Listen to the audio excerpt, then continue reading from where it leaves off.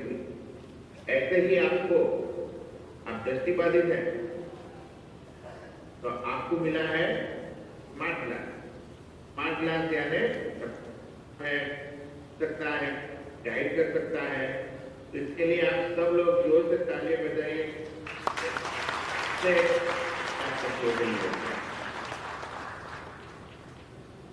अभी इस चीज को लेकर आपको कोई रुकावट नहीं होनी चाहिए। आप अपनी पढ़ाई जितना हो सके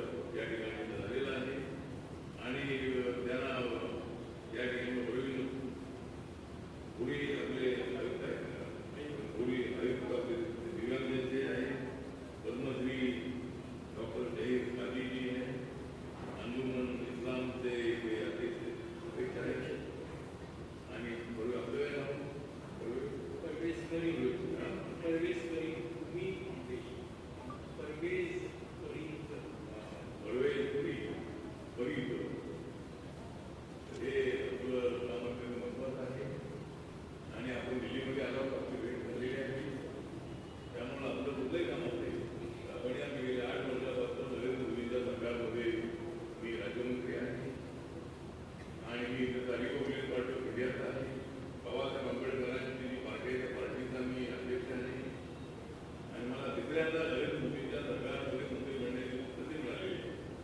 चौथ्या वेळेला सुद्धा मी मंत्री म्हणले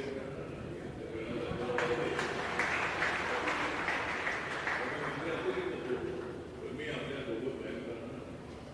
बाबासाहेब आंबेडकरांनी बाबासाहेब आंबेडकरांना तरी समाज होता. हा एक असा सामाजिक दृष्टिकोन मानत होतो. त्याला माणूस समजत नव्हता. पुढे कसं जायचं याची त्याला कल्पना नव्हती. बाबासाहेब आंबेडकरांनी आदर्शाचा चष्मा संघर्षाचा चष्मा घातला आणि दलित समाजवादी हा न्यायासाठी संघर्ष करण्यासाठी रस्त्यावरती आला, पुढे आला. त्यामुळे तो त्याचा सामाजिक धोरण अंध होता. पण बाबासाहेब आंबेडकरांनी त्यांना रस्ता दाखवल्यामुळं तो आता राहिला नाही.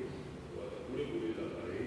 और हमारे लिए बहुत बड़ी गर्व की बात है कि आप जैसे लोग मदद करने वाले देश के हैं. तो मुझे पूरा विश्वास है कि सभी दिव्यांगजनों को 2011 की जनगणना के मुताबिक पूरे देश भर में 2.68 करोड़ कितनी दिव्यांगजनों की संख्या है. और दिव्यांगजनों के लिए सुगम में भारत योजना हमने शुरू की है. माननीय नरेंद्र मोदी जी ने इसको डिसेबल कर ठीक नहीं की.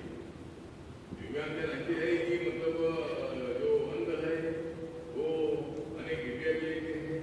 जो अंध है वो भी मतलब कंप्यूटर चलाते हैं. बहुत सारी नौकरियों में हमने हमारी सरकार आने के बाद 4% आरक्षण हमने दिया है. दिव्यांगजनों के लिए 4% आरक्षण नौकरियों में और 5% आरक्षण शिक्षा में भी दिया है. हर डिपार्टमेंट में अपना 4% कोटा भरना ही चाहिए. जो अधिकारी भरता नहीं है उनका नाम मेरे पास लाओ, अगर तो मैं अपने ले लूँगा. मतलब हर ऑफिसर में दिव्यांगजनों का कोटा भरना ही चाहिए. सरकार ने कानून बनाया है और उसी तरह से मोदी जी ने इसको डिसेबल करना ठीक नहीं है. कांग्रेस इसका विपो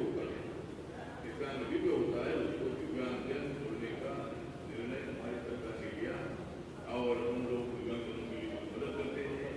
मीडिया कैंप के माध्यम से लाखों हमारे दिव्यांगजनों को हमने अनेकों कंपनी जो कानून के माध्यम से 250 बांटा है. हर जिले में इस तरह का कैंप होता है. 2000, 3000, 4000 लोगों को 250 बांटते हैं. नरेंद्र मोदी जी के बर्थडे के नौताने में एक बार एक लेडी कैंप हुआ था और उसमें कम से कम 12-13,000 से ज्यादा लोगों को 250 बांटा था. तो मतलब ये वर्ल्ड रिकॉर्ड होने की क्या था. इसी तरह दिव्यांगजनों के लिए मदद करने की कोशिश हमारी है. हमने दिव्यांगजनों के लिए सेक्रेटरी बनाया है. हर डिपार्टमेंट में एक सेक्रेटरी होता है. लेकिन मेरे मंत्रालय में बहुत से सेक्रेटरी है. दिव्यांगजनों के लिए सेक्रेटरी है. तो दिव्यांगजनों के लिए कम से कम 10-12,000, 12-13,000 करोड़ का जो हमारा बजट है, इस बजट के माध्यम से दिव्यांगजनों को मदद करते रहते हैं. तो आज आप लोगों ने मुझे बुलाया, मुझे बहुत बड़ी खुशी हुई. और ये जो देसाई जी है, जब मैं अमेरिका में जाऊँगा तो अमेरिका के इलेक्शन अमेरिका में होने वाले हैं वो देखते हैं. और हमारे ट्रम्प जो है ये दोनों मतलब वहाँ खड़े हैं. ट्रम्प जो है मेरे पार्टी के रिपब्लिकन पार्टी के और मतलब डेमोक्रेटिक पार्टी के कमला हैरिस है. कमला हैरिस इंडियन है और उनको मतलब राष्ट्रपति पद के लिए मतलब डेमोक्रेटिक पार्टी ने किया है. हमारे बहुत अच्छी बात है. देखते हैं अभी क्या होता है. अभी इलेक्शन हो रही है और हमारे महाराष्ट्र में भी इलेक्शन हो रही है. देखते हैं क्या होता है. जो होता है जो होना चाहे वो होता है.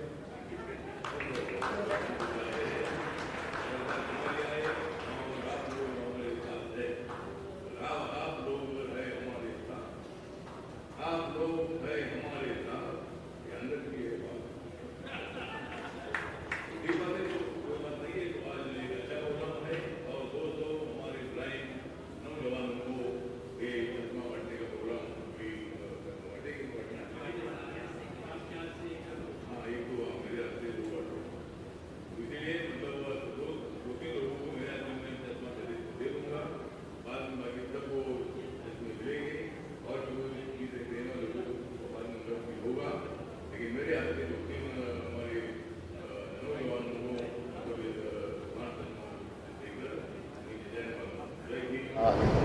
डिसेबल थे.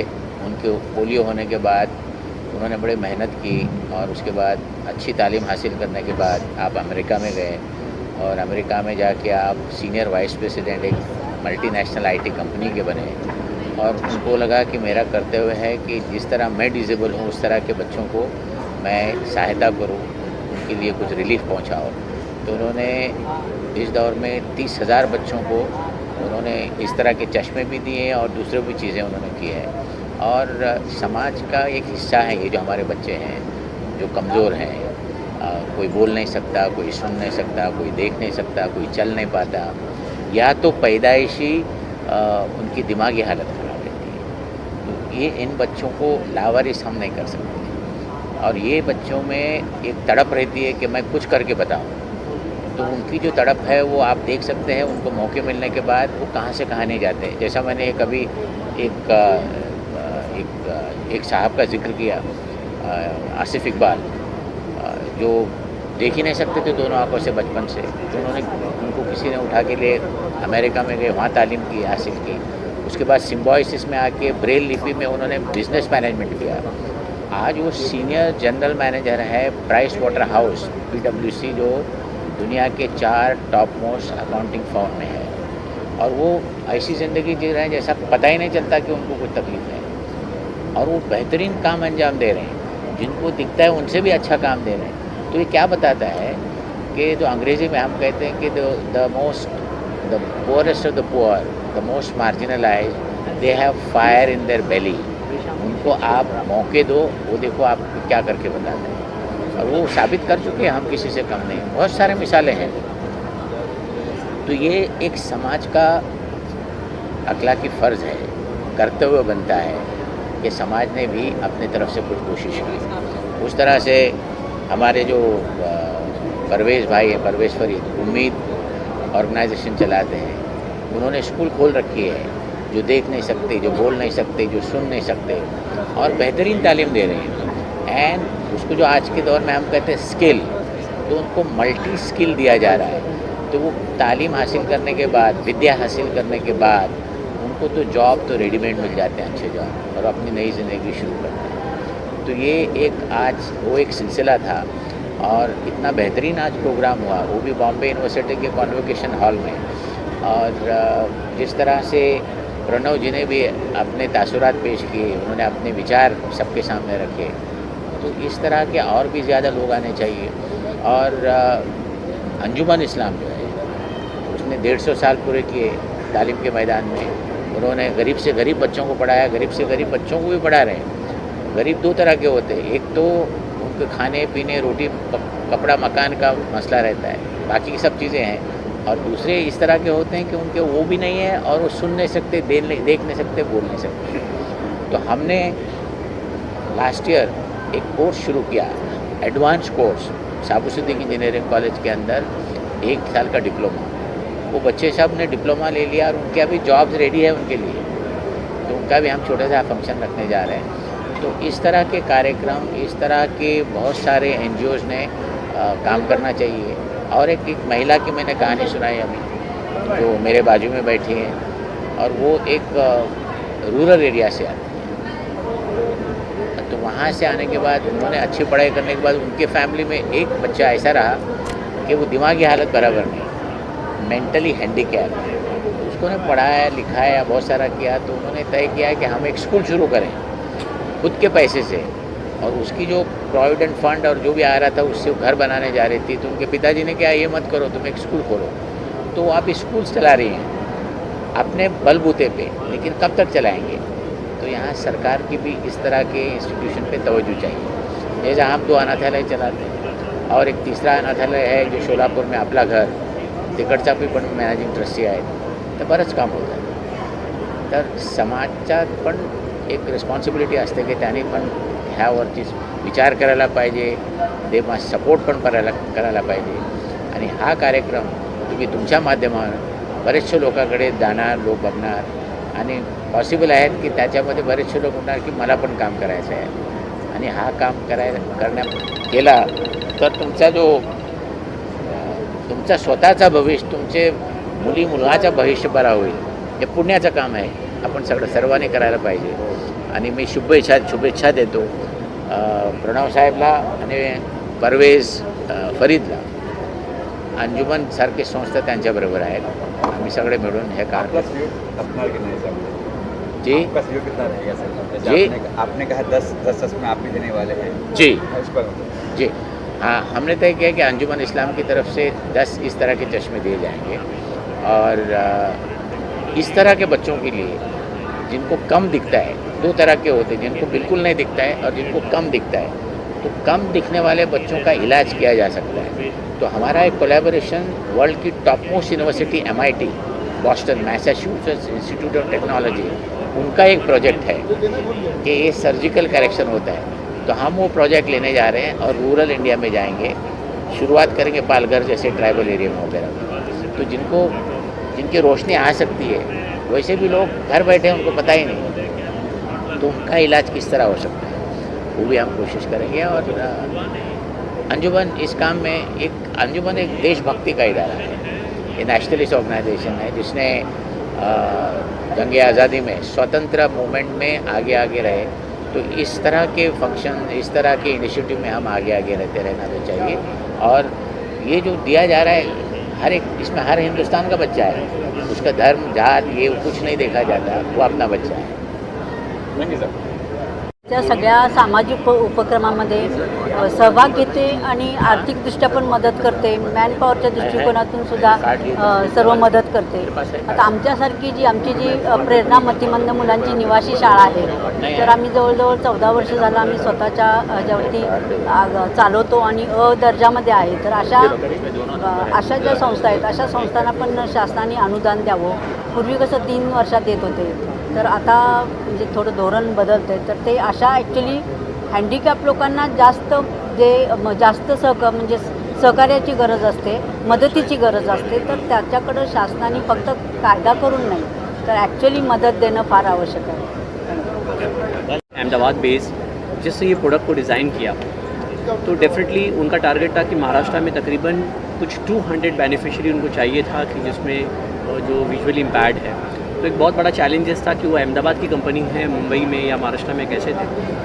तो उसके बाद हमने मिल करके अप्रोच किया कि इसको किस तरह से प्रोग्राम को ऑर्गेनाइज़ किया जाए. और स्पेशली इसके जो डोनर्स हैं वो US बेस से प्रणव सर देसाई, जो बेसिकली वो भी अहमदाबाद में है लेकिन वो US बेस है. तो उन्होंने इसका पूरा फंडिंग, पूरा स्पॉन्सरशिप उन्होंने अपनी रिस्पॉन्सिबिलिटी से लिया.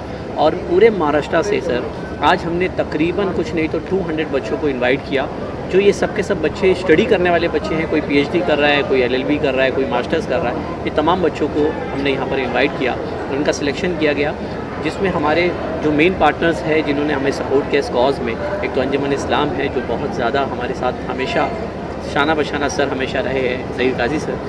और स्पेशली उसके बाद लोकल्स हमारे फ्रेंड है जो इरफान पीरज़ादा साहब हैं, उन्होंने इस हॉल को दिलाने में हमारी काफ़ी मदद की.